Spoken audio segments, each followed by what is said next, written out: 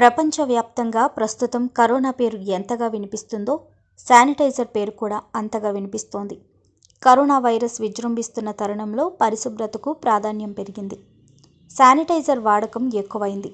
ఎక్కడికి వెళ్ళినా శానిటైజర్ రాసుకోవడం అలవాటుగా మారింది. బయటకు వెళ్ళి ఇంటికొచ్చే వరకు పలుమార్లు చేతులకు శానిటైజర్ రాసుకుంటున్నారు. చివరికి వంట చేసే సమయంలో కూడా శానిటైజర్ పూసుకోవడం మానడం లేదు. ఆడుకునే పిల్లల చేతుల్ని కూడా శానిటైజర్తో శుభ్రం చేస్తున్నారు. అయితే శానిటైజర్తో ఎంత ప్రయోజనం ఉందో అంతే నష్టం కూడా ఉంది అంటున్నారు నిపుణులు. తగిన జాగ్రత్తలు తీసుకోకపోతే దీంతో సమస్యలు తప్పవంటున్నారు.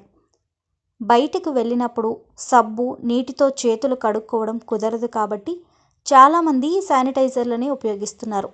వీటిలో ఆల్కహాల్తో తయారు చేసిన శానిటైజర్ల వినియోగం ఎక్కువగా ఉంది. అందులో 60 నుంచి 90% ఆల్కహాల్ ఉంటుంది. అదే క్రిముల్ని నాశనం చేస్తుంది.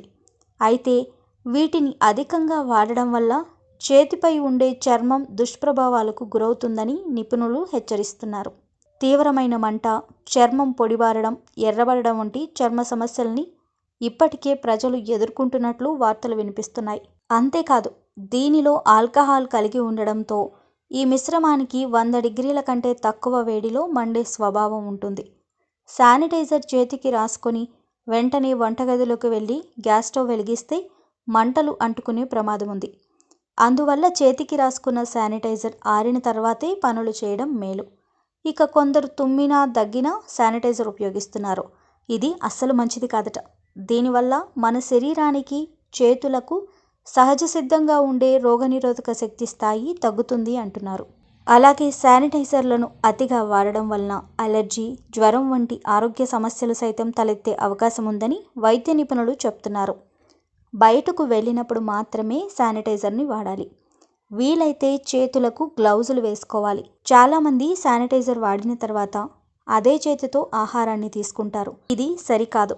శానిటైజర్ రాసుకోవడం వల్ల వైరస్, బ్యాక్టీరియా చనిపోతాయి. కానీ ఈ ద్రావణంలో ఉండే రసాయనాలు మాత్రం చేతిపైనే ఉండిపోతాయి. అదే చేతితో ఆహారాన్ని తీసుకుంటే ఆ రసాయనాలు మన శరీరంలోకి వెళ్తాయి. అందువల్ల శానిటైజర్ను అవసరం మేరకే వాడాలి, కానీ అదే పనిగా వాడకూడదు.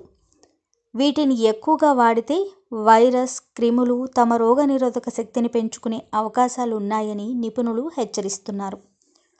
ఇంట్లో ఉన్నప్పుడు సబ్బుతో చేతులు కడుక్కోవడమే మేలని, సుమారు 20 సెకన్ల పాటు చేతుల్ని శుభ్రంగా కడుక్కోవడం వల్ల క్రిముల బారిన పడకుండా ఉంటామని నిపుణులు సూచిస్తున్నారు.